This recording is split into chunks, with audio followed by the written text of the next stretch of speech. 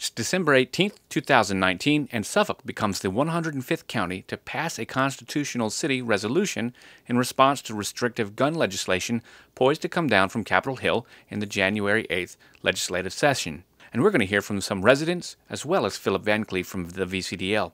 We also have the opportunity to speak with Tim Anderson, and rounding out tonight's coverage will be a message from Leon Benjamin, a challenger to Don McEachin of the 4th Virginia Congressional District. You may recall Don McEachin is the Democratic Virginia representative that suggested the governor could and should use National Guard troops in order to enforce laws in 2A sanctuary cities.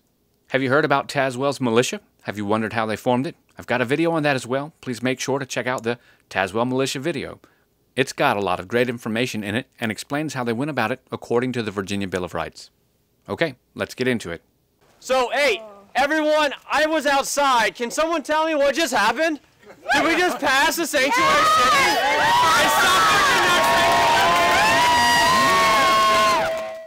I said I want everybody to be able to give a big thanks to Roger Fawcett.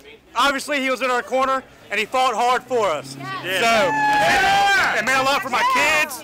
They want to call him and tell him thank you. So, he was in our corner, and we appreciate it. So remember that come voting time. He was in your corner. Although this is a win for the citizens of Suffolk and Virginia as a whole, some people thought that the resolution lacked teeth and bite. So like I said, I no longer respect any of you. And that's that. Thank you. This is a local issue because these laws, if they pass as written, will be enforced on the local level by our police officers and our sheriffs. You've put all of us at risk. It's obvious that the citizens of Suffolk are upset about the resolution, but what exactly makes it objectionable for them? Philip has an answer for us.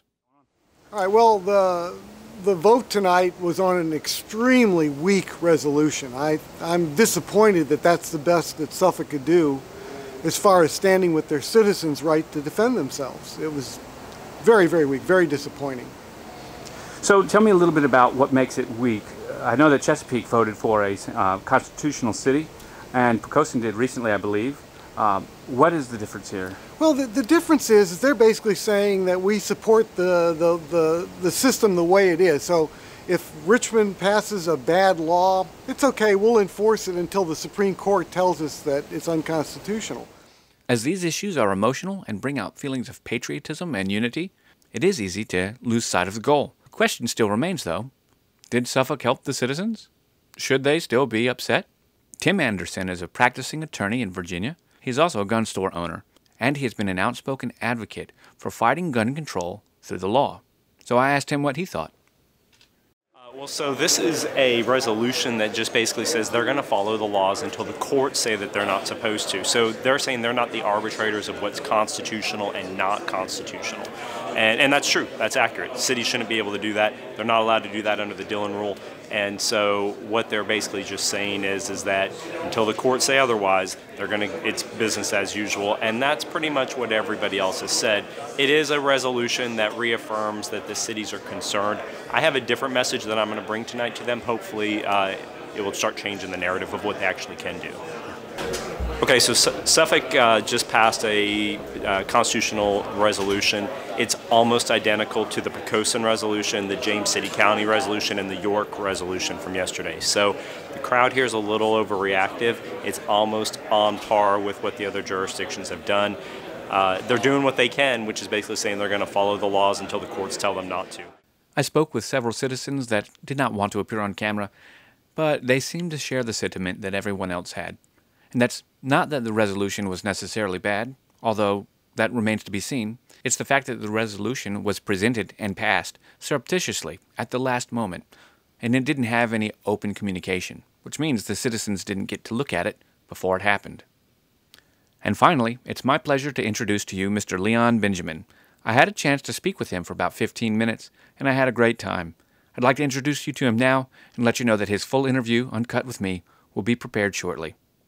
Yeah, I'm Leon Benjamin. I'm a husband, a father, a mentor, a leader, a teacher, a Navy veteran, a citizen of this great United States of America, and I'm asking you to be a part of our grassroots movement. I'm looking to run in the 4th Congressional District and to take Congressman McEachin out, and I believe that you can be a part of that G7.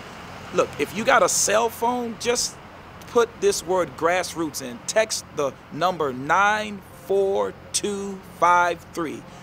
Again, 94253, and type in grassroots and become a part of our G7 team.